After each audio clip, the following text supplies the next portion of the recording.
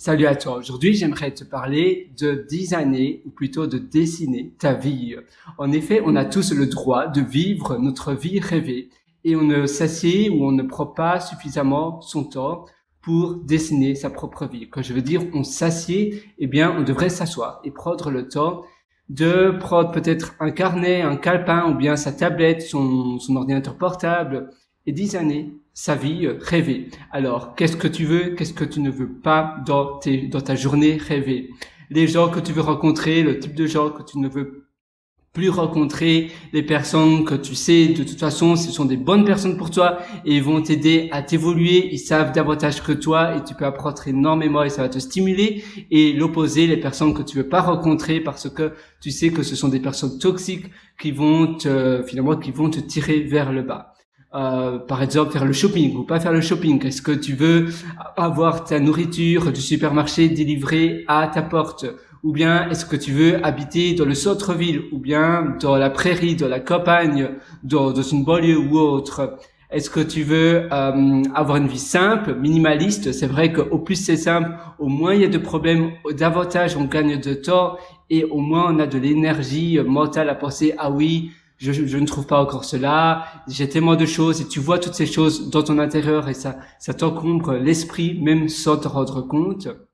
Ou bien donc d'ailleurs c'est même pas une possibilité, je te conseille vraiment d'avoir aussi un intérieur minimaliste avec peu de choses. Évidemment ça ne veut pas dire seulement avoir une table et une chaise, mais peu de choses. Moi personnellement voilà, ça c'est plus ou moins mon intérieur, tu vois. C'est plus ou moins, pour moi, c'est super équilibré. J'ai aussi une rice cooker où je prépare mon chocolat chaud, je prépare mes pâtes dans mon rice cooker, je prépare plein de choses en réalité tout. Et puis j'ai la poêle pour faire le reste. J'ai aussi une poêle et une assiette. Je commence à sourire parce que c'est vrai que pour certaines personnes, et peut-être ça devrait pas être le cas, c'est étonnant. Mais je pense que pour moi, c'est la base et j'adore cela. Il y a plein de choses finalement que tu peux designer dans ta vie rêvée. Finalement, il y a tellement de choses. D'ailleurs, regarde, moi personnellement, je suis végétarien, donc c'est pour cela que dans mon frigo, eh bien, il n'y a pas, il n'y a pas grand-chose.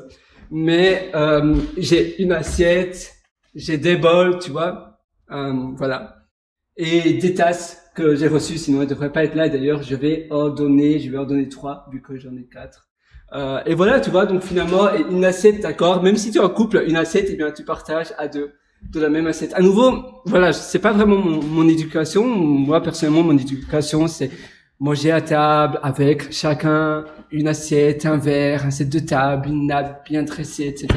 Mais finalement, je trouve cela assez chouette parce que dépenser sa vie à faire la vaisselle, eh bien, tu sais que ne fût-ce que 20 minutes par jour de vaisselle, matin, midi, soir, etc., eh bien, imagine combien de temps ça prend. Même le lave-vaisselle, mettre le lave-vaisselle de lave-vaisselle, ça prend du temps. Chaque minute économisée, c'est de la vie économisée. Même 5 minutes à te faire ton café par jour, eh bien, 5 minutes fois 7, ça fait 35, tu vois, ça fait plus d'une demi-heure par jour. 20 minutes à passer la vaisselle, et c'est minimum finalement 20 minutes sur une journée entière à passer la vaisselle, ça représente déjà, 2 heures et 20 minutes par semaine. Et donc 2 heures et 20 minutes par semaine, tu imagines, ça fait 9 heures par mois, pratiquement. Et c'est énorme. Et 9 heures de vie, tu pourrais faire beaucoup plus. Et finalement, la vie est courte. Tu sais, la vie, c'est un peu comme un train qui en marche et qui ne s'arrête jamais. On a tous, plus ou moins, c'est l'estimation globale, évidemment, ça dépend jusqu'à quel âge on part, on décède, si tu préfères. Mais c'est vrai qu'à partir de 70 ans, on est déjà moins dans un état en forme, même si c'est des personnes très en forme, mais en réalité, on a tous 800 000 heures sur Terre, plus ou moins. 700 000, 800 000, un peu plus, un peu moins, mais c'est plus ou moins cela. C'est une bonne tranche et c'est important de se réaliser cela parce que le temps, c'est la notion que l'on gère le moins. L'argent, on gère beaucoup mieux, et pourtant, l'argent, c'est un flux, ça va et ça vient. Le temps, si tu passes 2 heures à faire quelque chose que tu n'aimes pas du tout, eh bien, c'est 2 heures de perdu à tout jamais. Tu ne pourras jamais récupérer ces 2 heures. C'est la même chose. Si tu m'écoutes, là maintenant tu m'écoutes, eh bien, tu n'auras plus jamais ce même temps à nouveau. Tu sais pas stocker le temps quelque part dans un frigo ou ailleurs. D'ailleurs, mon frigo, il aurait assez de place, mais malheureusement, non, il sait pas faire cela. Il n'y a pas cette fonctionnalité pour stocker le temps.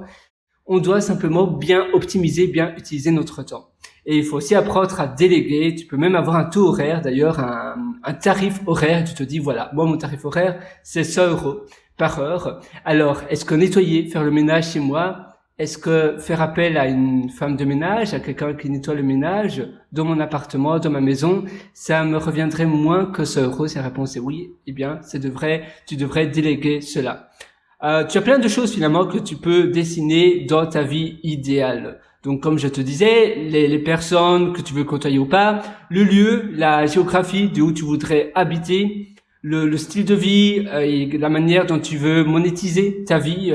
Tu as plein de choses, les routines au quotidien. Le matin, tu te lèves, qu'est-ce que tu as envie de faire le matin, ton hygiène de vie, ton alimentation, quel type d'alimentation tu voudrais manger dans ta journée idéale. Et tout cela, tu peux écrire et puis, eh bien, appliquer. Pas à pas. Évidemment, je suis bien conscient, tu ne sauras pas appliquer tout cela du jour au lendemain, mais chaque jour, tu appliques un peu plus. Et à nouveau, retiens bien cela, ça ne sert à rien de remettre à plus tard ce que tu veux faire aujourd'hui. Il n'y a jamais de moment parfait et comme je te disais, le train est en marche.